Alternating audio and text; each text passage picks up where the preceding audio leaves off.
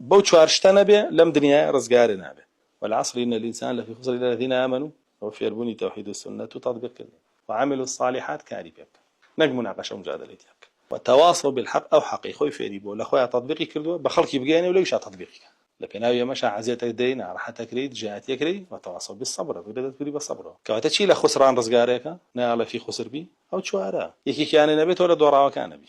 الله جل جلاله سيون دخوا بهم مسلمة كان كهم إنسان كان لدورانا أو نبي أم شوار خالتي أو شوار خالتي يعني لدورانا ويقول تاسا نوزاني وجوب هنا أو أهلي أم شوار خالني لخدا بينا لبون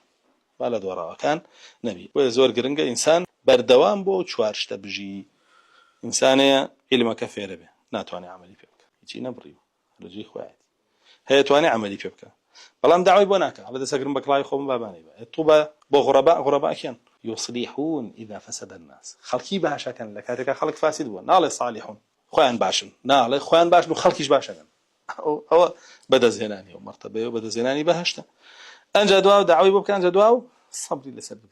اگر صبري لسن نقري وازا دعوة كاني وازا عملك يعني دعاء علمك شي لكيسة لبيدي شتو كان علماء فرمون زكاة العلم العمل به والدعوة إليه اگر تي علم زياكا كاري بك